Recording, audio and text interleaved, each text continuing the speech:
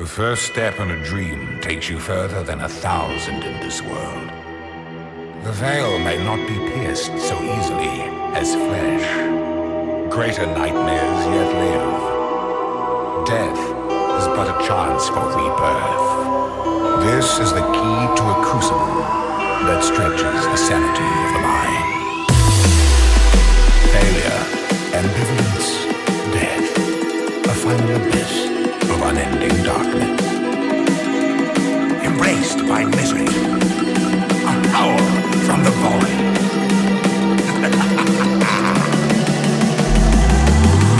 Come to the edge of the abyss.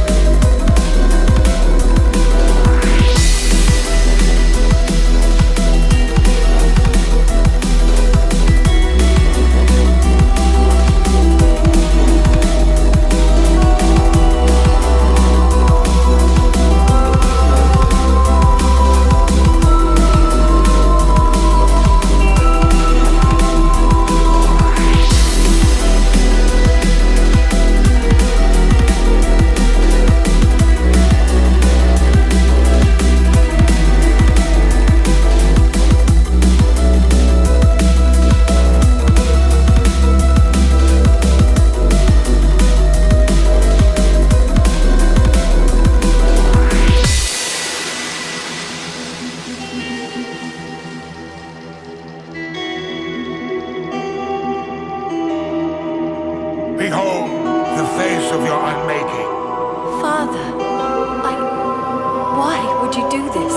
Imperfection must be reshaped. You must be reshaped. The end is the beginning. It must be perfect. For who? Father, it's me. Everything short of perfection is irrelevant. To me, exile, quickly. Stay close.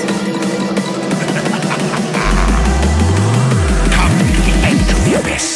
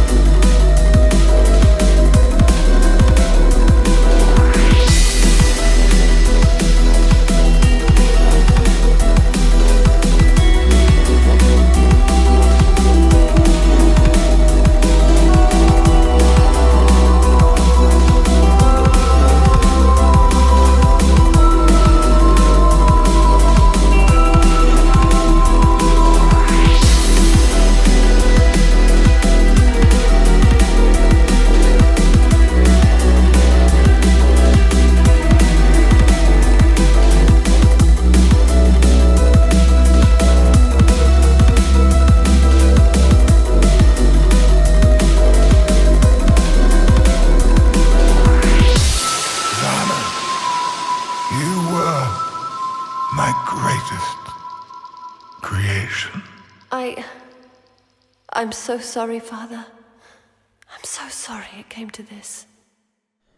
Hey everyone, welcome. It's Baron, and today we're going to be discussing a fun new strategy that I've been playing around with that involves doing Shaper Guardian Rush invitations along with Blight and Expedition. Now, That's an unusual combination because it breaks one of the cardinal rules of establishing a farming strategy, which is that if you've got a strategy that focuses on completing as many maps per hour as possible, like the Shaper Guardian strategy, then it is inadvisable to introduce mechanics that take a long time, like Expedition and Blight, which are in fact the worst offenders in terms of mechanics that take you out of the map for a long time. So why does this work? I've tried a million different ways of recording and explaining this, and I think the best way I can boil it down is just to say this.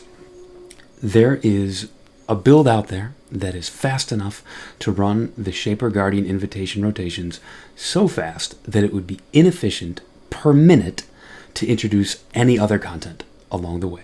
However, unless you are that elite build that is doing Shaper invitation rotations or Conqueror Elder Slayer rotations, whichever, unless you're doing them in 6 or 7 minutes for a full rotation, you may not be in that category where it is so profitable that it's not worth adding things, because we can break our profit down into profit made per minute spent on a particular thing. Now, the profit per minute, if you were to do a dedicated Blight or Expedition strategy where you jump into the map, you do that one thing, and you jump out, that amount of profit per minute may actually be lower than the profit per minute of doing the Shaper Guardian Rush strategy. So why include it? Well, because we are taking out a lot of the overhead. We are getting a lot of things, both in terms of resources and in terms of time, for free, so to speak.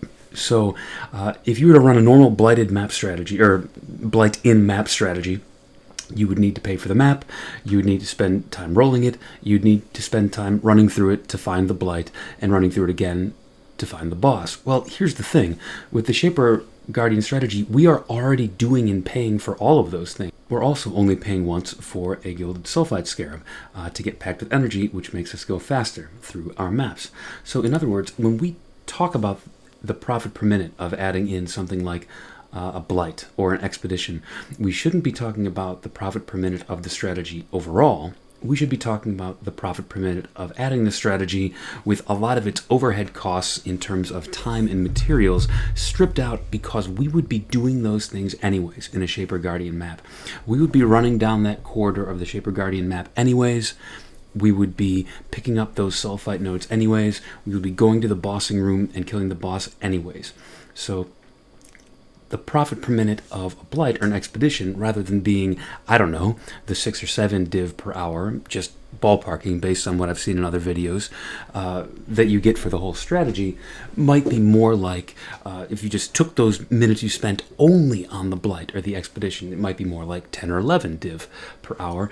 And as long as that per minute profit is as high or higher than your per minute profit just running a solely Shaper Guardian strategy, then it is actually worth including. The other major factor to consider is just that you need to do something with your points when you're running a Shaper Guardian strategy. And I don't really want to full clear the map, so getting a bunch of added, duplicated map node drops didn't really appeal to me. And, I've done before the heist version of this strategy, where you get oodles and oodles of blueprints and deception contracts, and I just found that they are harder to liquidate than blighted maps, oils, and the products of Expedition, which kind of speak for themselves. It's raw currency. So I wanted to try these, and frankly, I just like those two mechanics. So just to go over the tree itself a little bit, I think many of you are going to be familiar with these nodes from other strategies, but just really quick, the Expedition nodes, additional suffix modifier. Expeditions have 2 additional remnants. That's really good. Your remnants are where you're getting a lot of your added logbooks and quantity and so forth. Explosive radius and number of explosives is just really good for getting full or almost full coverage of the whole expedition. We are not taking extreme archaeology. I find it a little inconsistent, and you have to be much more careful with where you're placing it so you don't brick yourself. Expedition also includes quantity of expedition logbooks and runic monster markers, that's a no-brainer. Runic monsters are the only ones who can drop the reroll currency, and logbooks are obviously a big profit driver. And we notably do not take any of the increased chance of getting an expedition, which is somewhere around here, there we go, nor the additional life missing. So we don't take any of the quality of life stuff. Build is strong enough to handle it on its own, and we don't take any of the increased chances because we're spawning it with a scarab, so it doesn't matter. In terms of Blight, we are taking spawn faster, which is, it makes it more difficult, but it makes it more efficient. So if your build can handle it, this is a must take, especially because you are also getting more monsters, which is increasing the quantity of stuff that you get from the pump.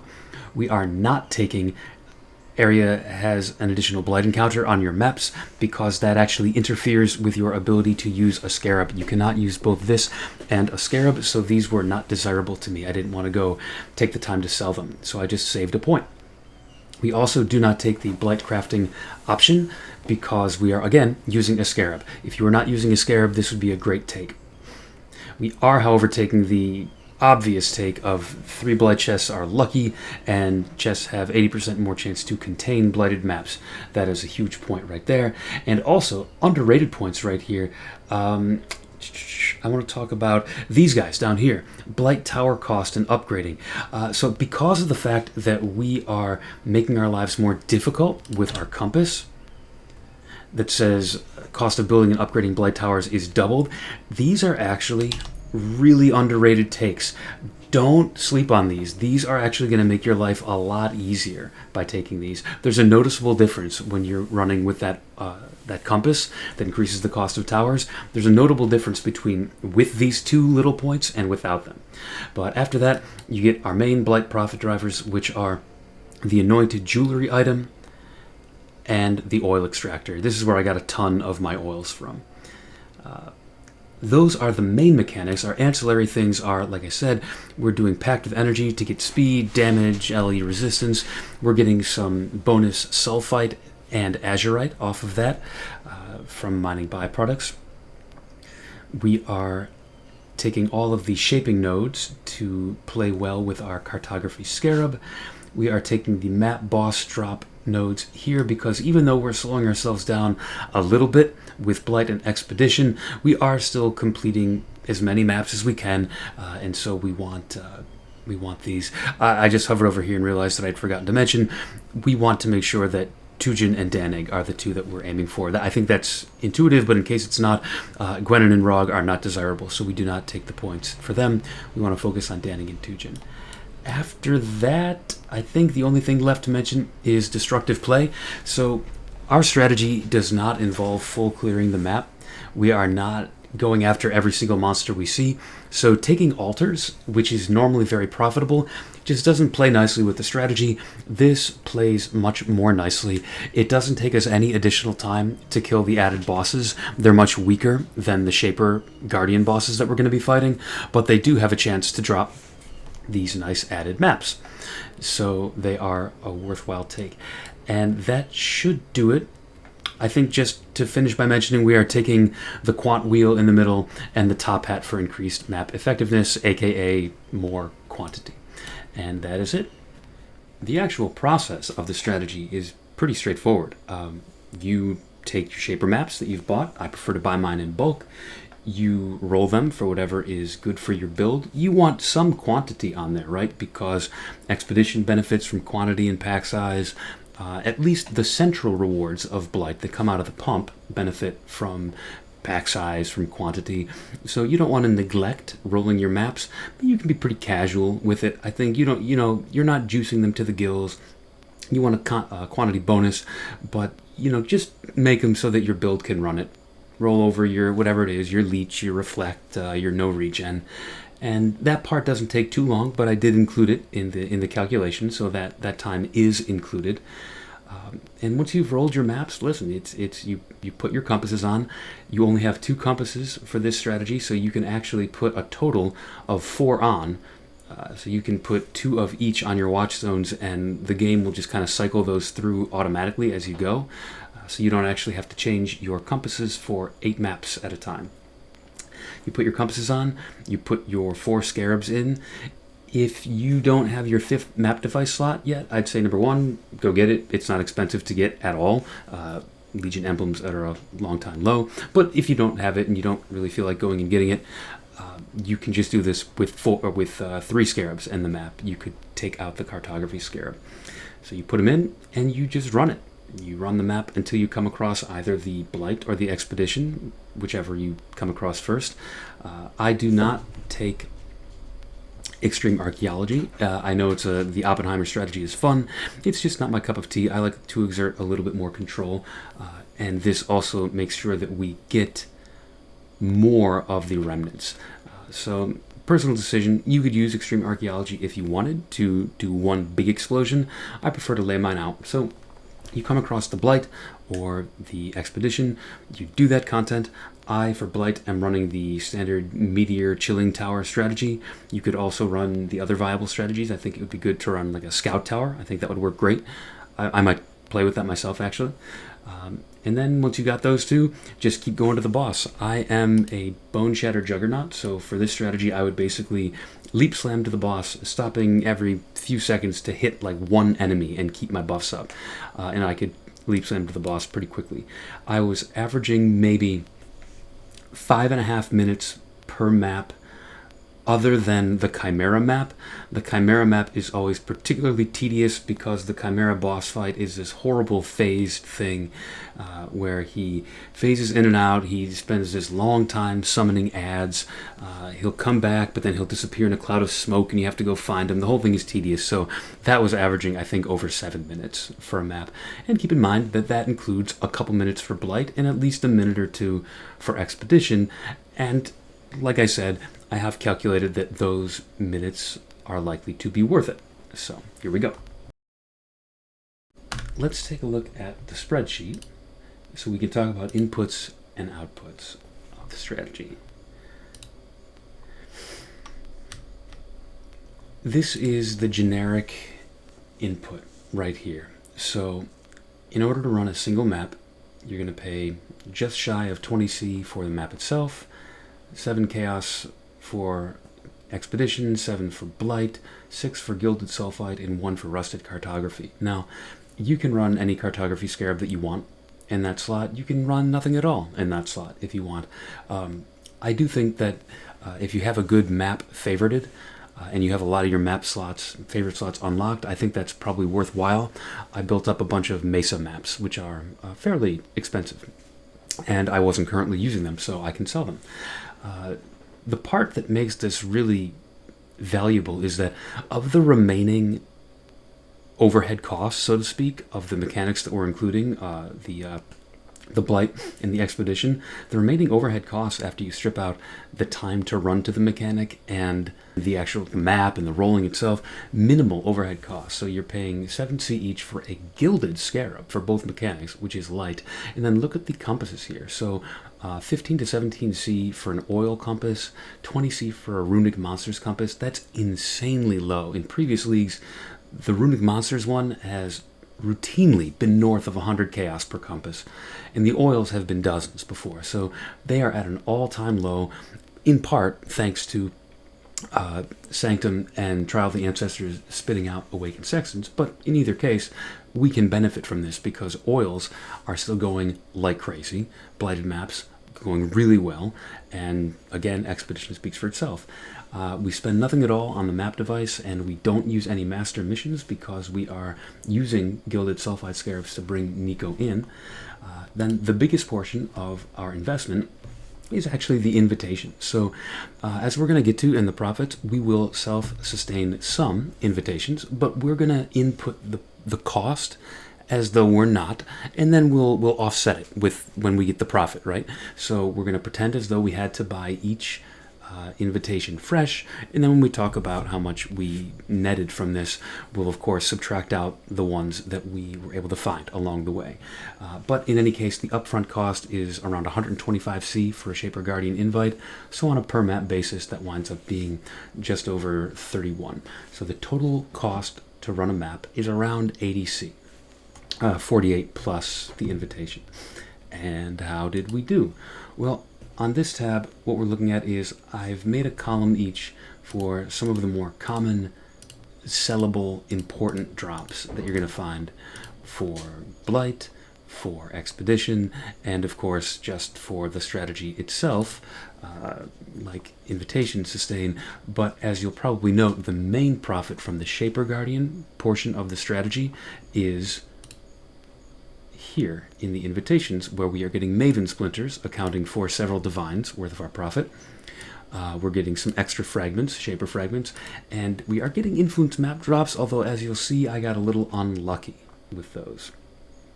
But speaking of the luck, you can just get a kind of an idea here. I was pretty scattered, pretty reasonable here. I think I got unlucky with the number of golden oils I got, but I got pretty lucky with the number of promising jewelry I got, and this refers to Blight jewelry that drops with an anoint on it that is likely to be extractable for silver or gold. So these are the cost-effective ones, the one where on average, if you spend one oil extractor on each of these, you will gain money, not lose it. So it's, ones that have at least 2 silvers or 1 gold, I think is a kind of a rule of thumb. In any case, I think reasonable luck across the board. You might say, oh, you got very lucky in your good logbook versus bad logbook drops, but keep in mind that since there are 2 different factions that can constitute a good logbook, Black Scythe or Knights of the Sun, and because every logbook has 2 to 3 options on it, your odds of rolling a bad logbook, ones that only have Rog or Gwenin on it, is actually pretty bad. So this is, I would say, reasonable luck. You should expect to get more good logbooks than bad, because you have 2 or 3 rolls of the dice, and 2 or 3 of the 4 outcomes are good, and you only need to hit 1 good outcome for it to be a good logbook. So odds are stacked in your favor on that one. Yeah, overall, I think luck was middling. I had 1 big drop of a double divine, which in our profit calculations, I've got a version where I count that and a version where I don't. And speaking of which, let's take a look. So here, our total expenditure is based on, as you know, our ADC cost per map. I have gone ahead and taken out the offset. So this offset is what I was talking about with invitations that I found along the way and ended up using. So if I had not used them, I wouldn't have needed to subtract them out. They would have just shown up in the PoE stack section right here. PoE stack would have picked them up and attributed them to value. But since I did have to take them out and actually use them, I needed to offset that somewhere, and so I just took them out of the startup cost, basically. So that meant that the total expenditure after that was around 900 C. My total PoE stack at the end for that one tab showed at 3,800 chaos. I had taken out the blighted maps and shaper fragments because I didn't trust PoE Stack's evaluation of their price. I instead looked at what I could sell these for in bulk on TFT and priced them separately myself. I did price silver coins separately myself too, since PoE Ninja or Awakened PoE Trade doesn't pick up on those. And then I also, of course, calculated my Azurite. So remember, if we go back, we've taken mining byproducts here, so I'm getting Azurite whenever every once in a while when I'm picking up the sulfite nodes. So I'm not just going faster, I'm not just paying for speed, which on its own would have been pretty good. I'm also paying for Azurite, and the investment was good. I ended up getting 200 C worth of resonators in Azurite. All that together means that I had a net revenue once we've taken out the expenditure of 4,100 C, and it took me just over 2 hours to run. It's 134 minutes spent actually in-game doing all this, rolling maps, going in and out of portals, actually doing the content. I did pause it to make notes on this document because that's something that you wouldn't normally be doing in a farming session, but I kept it running for all normal game content. I didn't pause it while rolling maps or anything like that. So it's a little over 2 hours, meaning that my chaos per hour was around 1,800, and my divines per hour without the lucky drops was 8. This is also, keep in mind, setting my PoE stack settings at a stack of stuff has to be worth at least 10 C to get counted. Let's take a quick look at the main profit drivers. So in PoE stack, We see that the Maven's Writ from the Invitations, golden oils primarily from extracting jewelry, offsetting our costs with formed invitations, burial medallions and exotic coinage, silver oils, orbs of conflict, log books, stacked decks, and mesa maps are really your top heavy hitters. And I am counting crimson oils. A lot of people, including myself, would buy and use these for anointing their blighted maps. So yeah, and you can see a smattering of the usual suspects here. You're getting your influenced maps, your awakened sextants, your chaos orbs, things like that. Nothing too surprising here in terms of the profit drivers, given what we invested. So we weren't counting little junk. We weren't counting jeweler's orbs, which frankly I don't even think I was picking up. I don't think they're on my filter. So this is believable. Like this is not, oh, you have to go and you have to liquidate, these little fragments and all. This is, you sell your stacked decks, you sell your oils, your blighted maps, your main outcome measures. And if you do get lucky drops, which I think you can count on something, it won't be the exact lucky drops that I got. Maybe if it's a div card, maybe you get way luckier on your oils. Who knows? But if you play for a couple hours, at some point, RNG is going to throw you a bone. So, feel free to use the more conservative estimate here, but I don't think it's unreasonable to talk about the 9 div per hour less conservative estimate that includes my lucky drops. And importantly, if you've seen my videos before, you might realize what I've been leaving out here. That 9 div per hour does not include, because I have not yet done, any expedition rolling. And if you've seen my previous videos, you know I am a huge proponent of this, and the math bears this out in spades. So we talked about kind of stripping away the overhead, right, of Blight and Expedition, and just focusing on that kind of golden, pure, little nugget of time. It's just the Blight content, and how much do you make per hour on just that? Well, the Expedition window is kind of the even more rarefied, purified version even of that, right? So you are sitting here for 10 or 20 minutes and turning in artifacts and raking in money hand over fist. Like the per minute profit just sitting at the window, if you could arrange a way to only do that, comes out to something stupid like 12 div an hour. So like it is always worth it. So if I were to spend 20, 30 minutes rolling my Danig coins and then my Tujin coins, I guarantee you that those 30 minutes would drag up this entire, at that point it would be like 2 hour, 50-minute session. It would drag up the average divines per hour to double digits. I'm confident. So I haven't done that. I've done that experiment in previous videos, but just to drive home that this is a profitable strategy, and I think it bears out my kind of initial theory about how it can be okay to introduce non-intuitive mechanics into a rush strategy as long as you're not already super elite at that strategy. Look, if you were already getting through your shaper maps, like I said, if you were doing a cycle in 7 minutes, getting through all 4 maps and the invitation, great. Keep doing your thing. You don't need my help. I'm sure you're already doing north of 10 or 11 div per hour.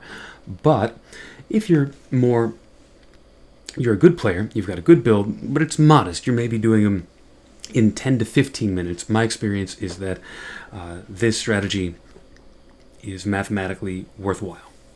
So I'm going to keep doing it. I've been having a good time with it. I've got a little bit more left in the tank before I swap to something else, just in terms of my ability to focus on one strategy. But it's been good, and it's let me afford the Progenesis for my Bone Shatter Jug build, so I'm going to go and buy that. Let me know if there's any questions down in the comments. Thanks for tuning in, everybody, and take it easy.